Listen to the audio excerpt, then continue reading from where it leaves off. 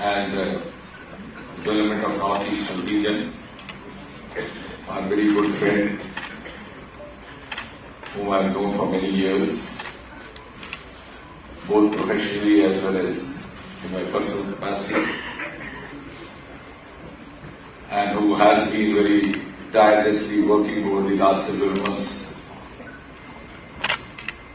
in order to make sure that the G20 series goes well. I must thank Kishan Reddy for making all of us a part of this event. It's because of him and his efforts that we are here, and we are having this beautiful event being organized in the beautiful paradise on earth. Also seated next to him, Ramchandra, who's just joined. I don't think I have to make an introduction because people come to see us because we are sitting beside him. So, you just now heard a very dynamic colleague, Sharpa, Mitab Khanji, Mr. Shingraji, Mr. Purjanji, Arvind Singh ji, our dynamic secretary, Vidyavati ji, who still recently was part of our ministry, our boss is there again now. All the officials of the Ministry of Tourism, delegates, representatives from different G20 countries, the other invitee countries, ladies and gentlemen.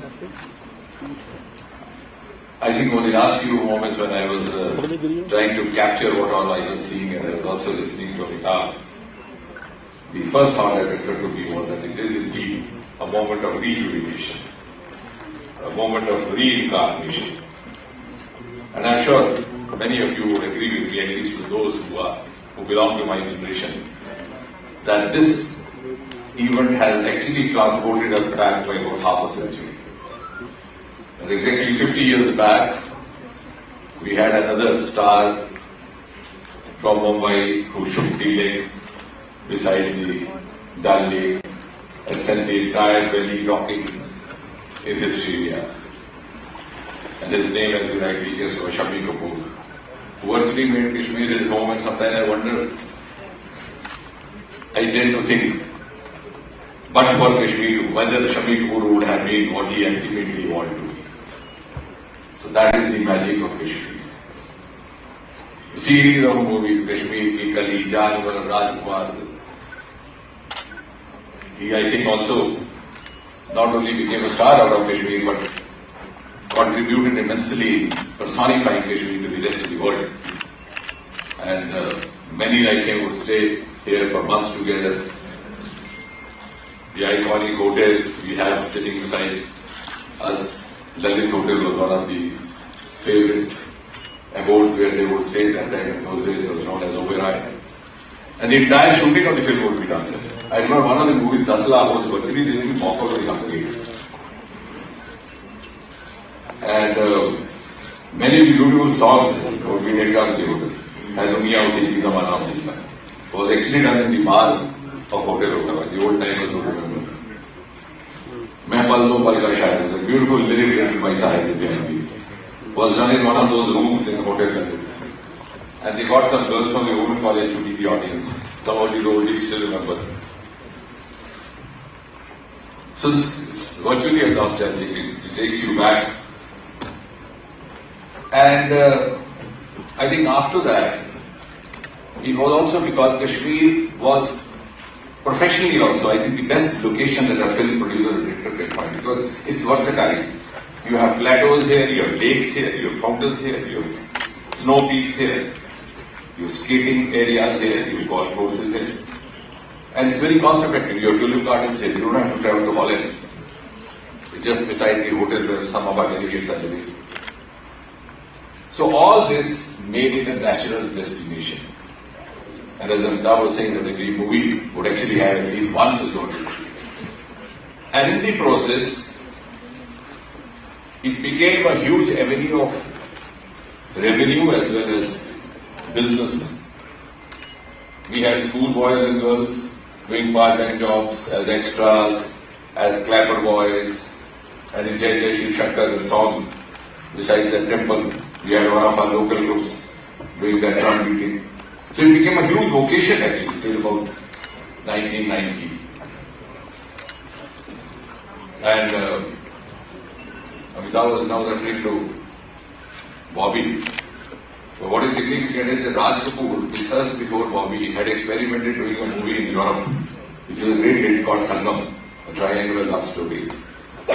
And after that he came back to an autobiographical, which was good but didn't work well in the box office. So as a revenge he came back, and when he came back eventually, his natural choice was Kashmir. He didn't go to Europe, he came to Kashmir to prove that he was back. So that, I think this is something the next generation needs to be informed about, because suddenly in 1990 thereafter there was a halt. And the serious researchers of these times would realize that many of those movies which are being shot in Kashmir Valley during that time were at their wits' end. The producers and the directors didn't know where to go.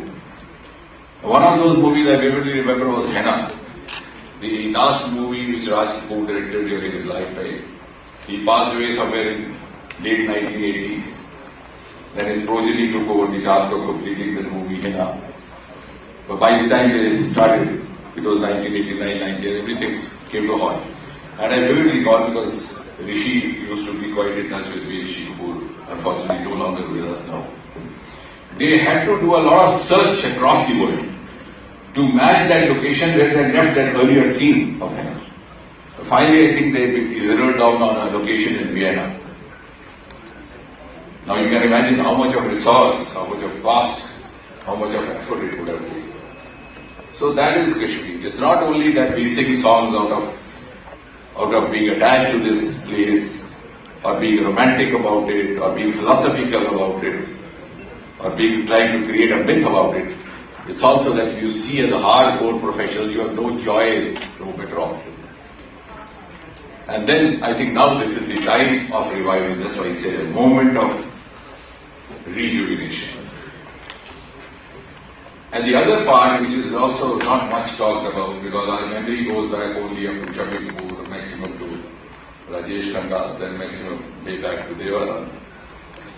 But the first star of Bombay industry was produced by Jammu and Kashmir. I don't know how many in this room will be able to guess it. This crorepati question. Kaun banega crorepati? Jammu and Kashmir has contributed hugely to Indian film industry. And you know who was the first star? Can anybody make a guess? Oh, no. Barai Sani was never from Kashmir. Barai Sani was from Lahore. He was from West Pakistan. No, K.M. Sehgal. Kundarlal Sehgal, who is, if you read the archives of film industry, the first who came to be known as a star was Kundarlal Sehgal. He used to perform in theatre over here. They went to Simla as a salesman in some company. There he was discovered a P.C. Sarkar, who had a studio in Calcutta, because most of the industry was in Calcutta those days.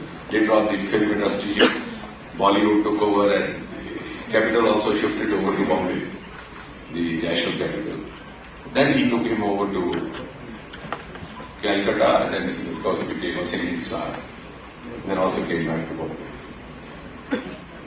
And in the recent times, not Barai Sani, but another Punjabi family hailed from Srinagar, and that was Ramanand Sagar.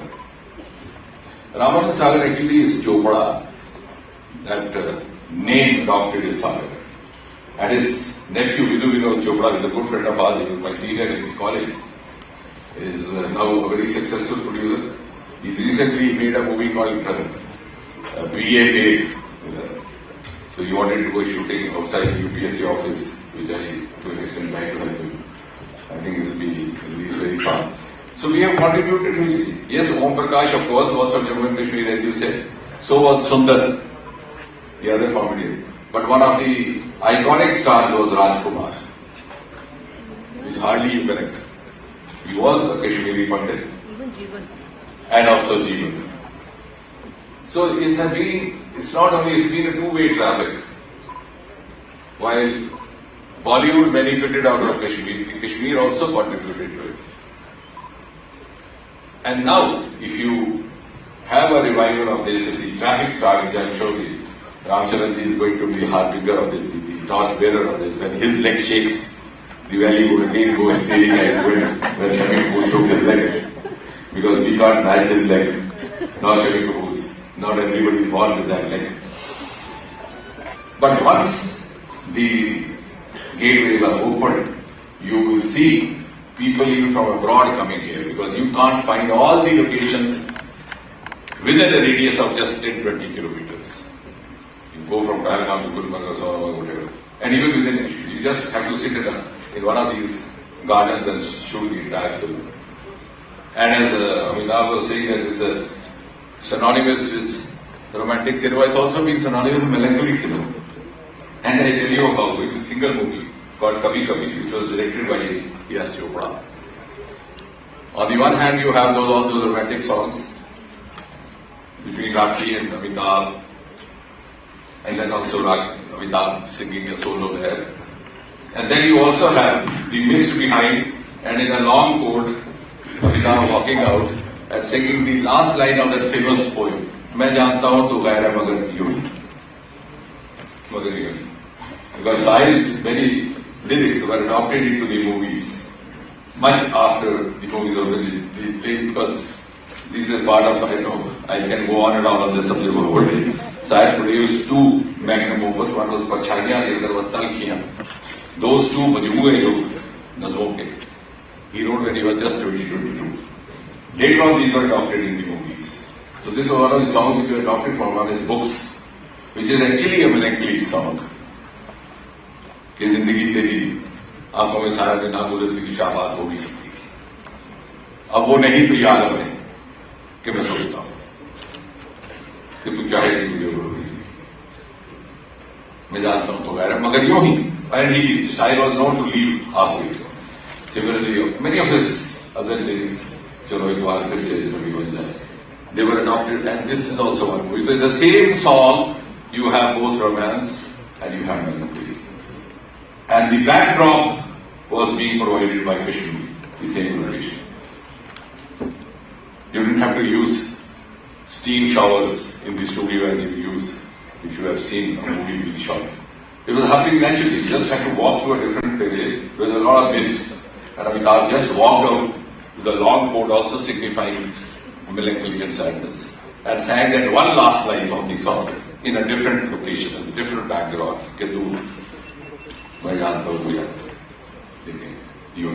So that, I think, is only a cinematographer, someone who is deeply involved in the business of filmmaking would be able to appreciate. You have a win-win situation over here, a win-win location over here. And many of the producers I have known personally who would come here with a very little cast, with a hero in head, and they would open boys and girls like here. And they would do the rest of the job. And so many movies you've seen those choruses happening. So I think there's a huge, huge potential. I'm glad I must compliment our friend, Honorable Minister for Tourism, Kishan Reddy ji. They are coming out with a national strategy on film tourism. And therefore, when the film tourism happens, it will be two-way traffic, more and more of youngsters. We have a very handsome lot of youth over here who are looking for breaks. So they'll also find a break in Bollywood, Tollywood, everywood. Not in woods, but in glamour wood. Because woods has a different meaning. So there will be two-way traffic. At the same time, our bakery in 1960s was known to be next to London Bakery, the Bollywood Bakery, the Kashmir Sinagar Bakery, because we had so much of influx of the foreign tourists that our local boys and girls learn to speak English and learn to prepare English cakes. So it's a multifarious enrichment which is going to happen. I must compliment and thank Kishan Reddy ji and his team for giving us this opportunity. We were waiting to happen. And under Prime Minister Modi, I think this is the best time is happening for India, for Jammu and Kashmir. I'm sure those are the friends who come here from other places would go back as messengers and tell them, this is how it appears. When I was entering in, some media person asked me what is the difference. I said the difference is that earlier on, if you had an event like this over here, a Hartal call will be made from Islamabad and the shop will be shut in Residency Road, Srinagar. Today, Hartal call is being made from there, from here. But people going about with their activity, buzz there, and in fact, the common man has moved on. And I can say this with a certain amount of confidence, having been a student of science, we learned not to talk about it without evidence. If you do a quiet survey, the common man walking in the streets of Srinagar today wants to move on. He's seen two generations having got lost at the altar of these incompatible times. The youth of Kashmir is highly aspirational, highly forward-looking, very intelligent, and very, very aspirational. He can see the enormous opportunities unfolded by Prime Minister Modi across the country, and he does not wish to miss the bus. So, for God's sake, I think it's the responsibility of all of us, and we owe it to the common man of Kashmir, more so to the youth of Kashmir, to create such kind of a milieu that we, at the end of the day, do not regret having been unjust to our children, having done injustice to our next generation. Thank you very much, and once again, I compliment you.